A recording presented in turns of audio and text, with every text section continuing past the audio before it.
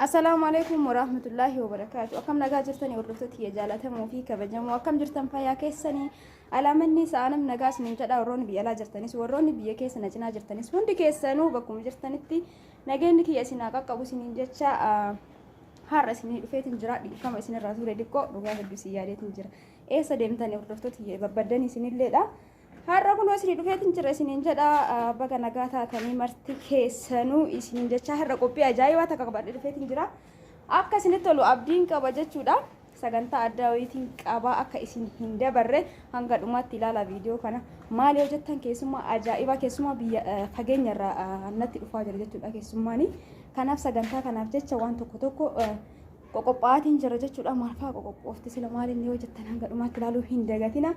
Egaa sagantaa kanaaf jechadha gara Ameerikaa saniitti dubbiini gara sirraa namni dhufaa jira jechuudha keessummaan addaa dhufaa jira kanaaf waan tokko bituuf gara magaalaa deemaa jira hordoftoota kiyya na waliin turuu hin dagatina yoo natti tole karaarallee isinii waraaba yoo natti tolin biteetum dhufee waan bitee dhufisaniitti akkasumallee sagantaa maal fakkaata qophiin akkamii dalagaan akkamitti kan jedhu waliin ilaalla jechuudha hanga dhumaatti na waliin turuun dagatina viidiyoo kana immoo laayikii sheerii gochuun hin dagatina akkasumallee koomentii illee barreessaa isiniin jedha hordoftoota kiyya akkuma argitan kana kun ba'aatiin jira mana irraa ba'aa jira jechuudha gara magaalaa deemuu fi waan tokko bituu fi yoo natti loljumaan laallaa natti tolii yoo dhufee isinitti agarsiisa jechuudha turtiin keessan hanga dhumaatti na waliin haa ta'u egaa akkam akka ta'e maal akka bituu sagantaan maal fakkaata kan jedhu kun hin balaqqeessaa akkuma argitan kana kun ba'aa jira jechuudha.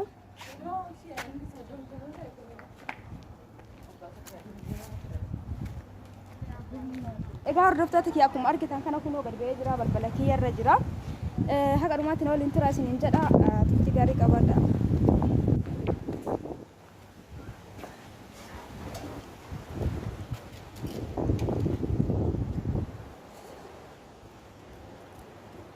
Egaa aduu waan biraati natti illee tola natti hin fakkaatu meeshaa garaagaraa waa hedduutu bituu waan ta'eef natti illee agartatu mooji. Egaa waan natti tole isinii waraabaa yookaan immoo akkuma dura isiniin jedhe egaa dhufee isinitti agarsiisa turtiin keessan hanga dhumaatti na waliin haa ta'u isiniin jedha yeroo gaarii dabarsaa laayikii sheerii gochuu hin dagatina walumaan deemna kunoo ba'uutti jira akkana kun waayaajiin as jirti jechuudha waayaajiin deemuu waan ta'eef jechuudha hordoftoota kiyya na waliin tura. Mano. Anu nujjee seven. Woi galta? Dhufee kun waayaajiin carqii ba'aa jira xaraganii as deesin. Wanti gaffidime. Egaa hordoftoota kiyya akkuma argitan kana waan hundaa bitee dhufeetiin jira akkuma dura isiniin jedhe egaa keessummaa ajaa'ibaatti dhufaa jira kara Ameerikaa kanaa dhufaa jiranii. Akkanattiin du'ee asiin ga'e isiniin jedha egaa akkanatti madaabaratti bitee kun akkuma argitan kana mana baaburallee deemee harcee kuni akkan isiniin jennaa mee takkaan isinitti agarsiisa hanga dhumaatti na waliin turaa dadhabeellee ofi akkan isiniin jedha na waliin turaa ilaala maal akka bitee gatiin isallee hoo dhaga'uu barbaaddan isin biraan ka ga'u ta'a jechuudha tokkoon isaatiin jechuudha maashaallah goomman akka bareedu laala argitanii. Takkaan isin biraan gaa dhaga'uu yoo barbaadan hanga dhumaatti turuudhaan maal fa'aa bittee eenyutu dhufaa jira akkamii jettanii yoo kan gaafattan ta'e hanga dhumaa ilaaltan bira geettanii garummoo kottaa isinillee affeeree jira hojiillee na gargaara affeeramuuf dhufuu qofa osoo hin taane kottaa hojii na gargaara isiniin jedha gannaqee isinitti agarsiisa hunda isaatu akka isiniin jedha hordoftoota keenya waliin tura. Aaliyaa mee bishaan mana obaasi dafi bishaan manatti fida akka balaa dheebodhe. Akkana gannaqee isinitti agarsiisa wallaahi baay'ee dheebodhe bishaan ni dhugame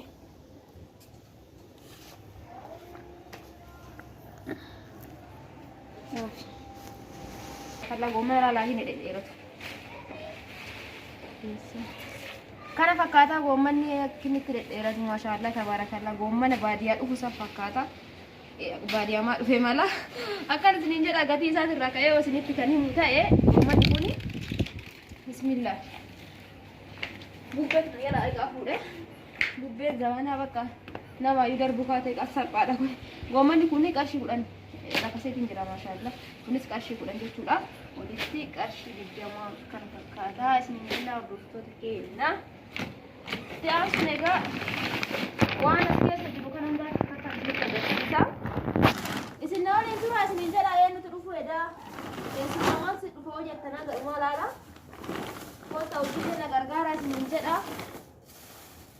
egaa hojii osoo hojii biraan ga'een gabaa deemee kana bitee dhufuu eebbisa kana dhabee jira. Hojii akkasii jedhu jedhumoo hojii salaadhaadha kuni salaadhaan kun akkanatti birrii fudhanii. Homaan jedhu amma sumaanuu jechuudha alhamdulillah homaan jedhu gatiin kuduraalee fi muduraalee hir'atee jira kaduraa sanirraa. Shunkurtii illee hir'atee jira.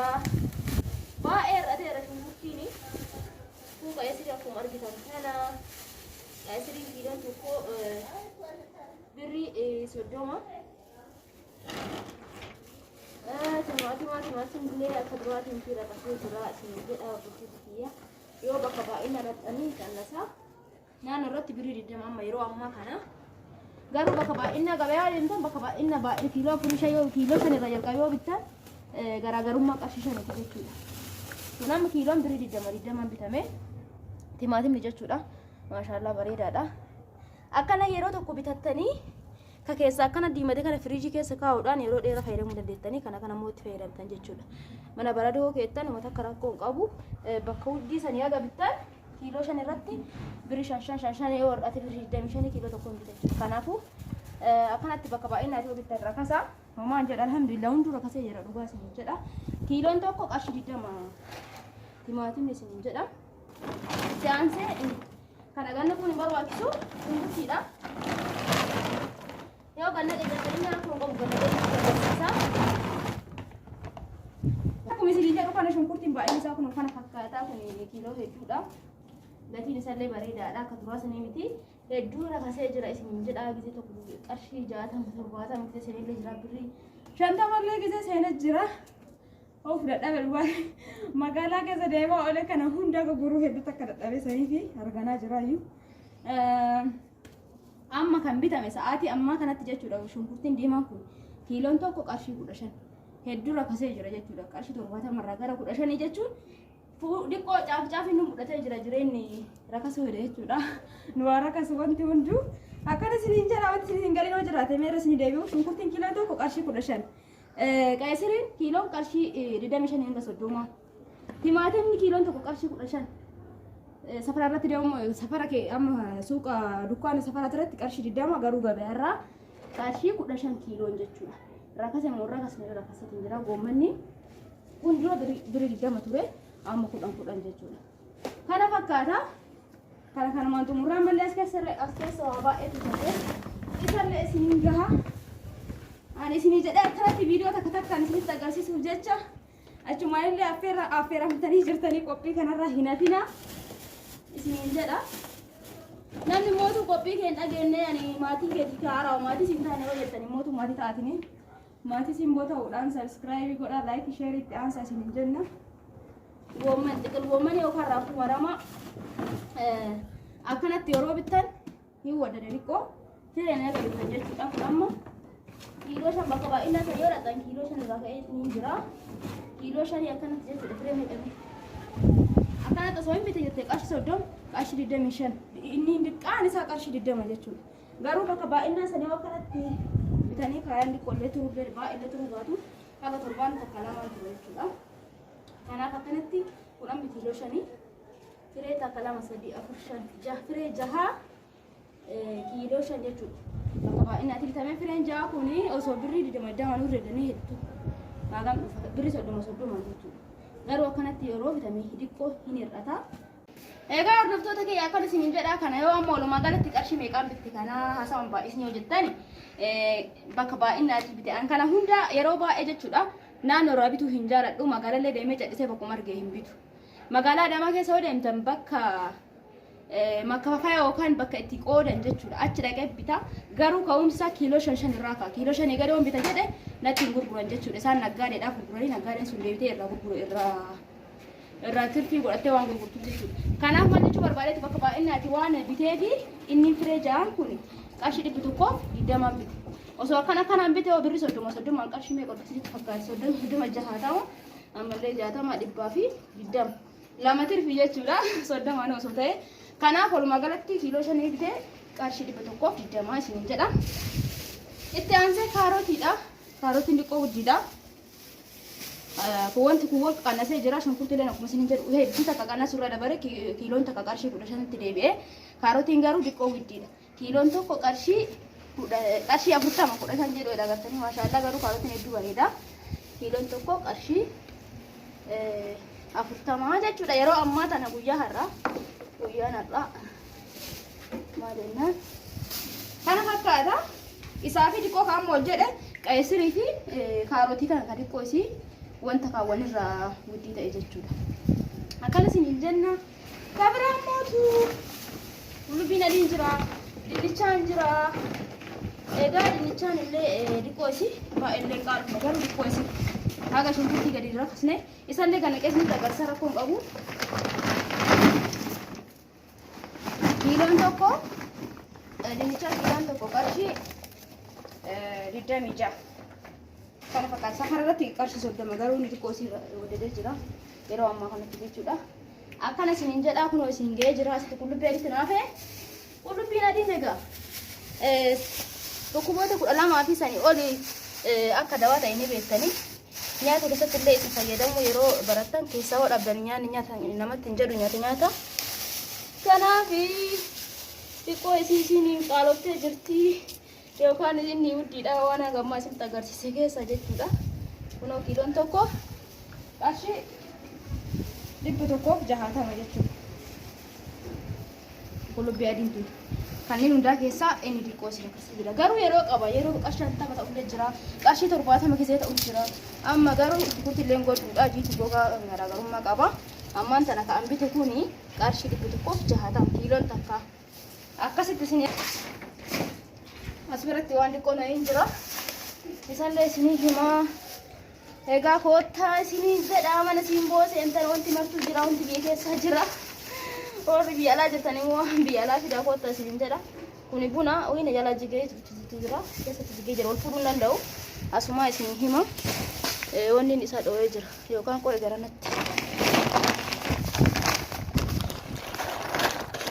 Bunni maashaallah waa'ee bareeda. Kuna yeroo takka kanatti yeroo maallaqa argatanii bakka takka fudhatu wayyaa. Kiiloon tokko qarshii 450. Kadi bakurillee jira. Kadi 450 80 kadi 500 jira jechuudha. Kun garuu 450.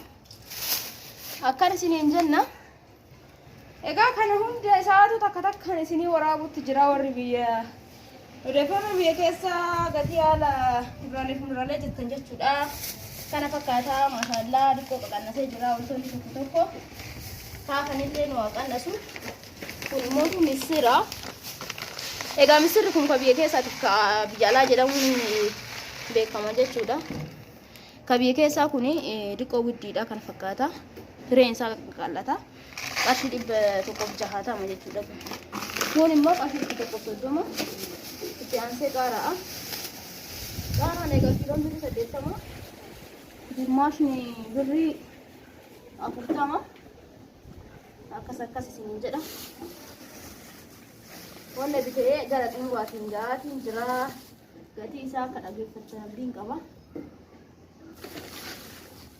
Xiqqimamii shaayii gatiin isaa nan gaafatina. Baay'ee tokko ol ka'aadha.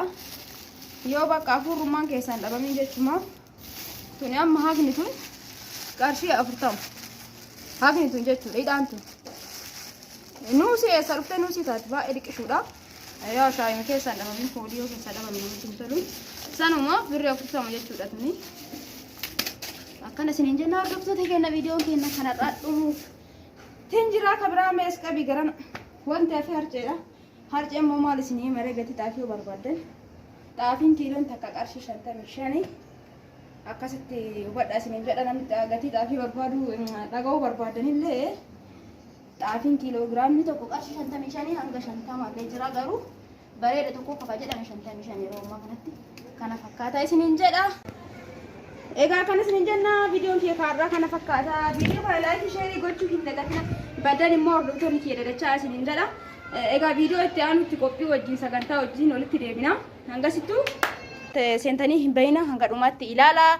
Gatii bunallee achumaan gatii meeshaalee akkuma amma isin fide kana jechuudha. Dhageeffadhaa isiniin jedha hordoftoota kiyyaa. Kana fakkaata. Egaa gaafii barbaadan gaafachuu dandeettanii viidiyoo kanaan ol qabatee jechuudha. Gaafii keessan isinirraa kan fuudhudha. egaa arcilleen kana fakkaata wanni itti daasise akka madabara duqeetiin keessaa dhumetti akkana namoonni baay'een gatii xaafii kana kan nagaafatan jechuudha. Magaazinitti yeroo namatti hin tolu yookaan bakka xaafii uumamatti gurguranitti namatti hin tolu. Duqeetii isaa yoo barbaadan akkanatti xaafii jechuudha. Xaafiin kiiloon birii 55 hanga 56 akkasi tokkoffaan jechuudha. Garuu 50 illee jiraatu ni mala. Akkana isiniin jedha. Egaa nagaan naa turaa isiniin jedha. Fayyaana ta'a. Hedduutu akka isin jaaladha isin kabajaa. Bakkuma jirtanitti nagaan turaa baay'ee isiniin jedha. Ciao.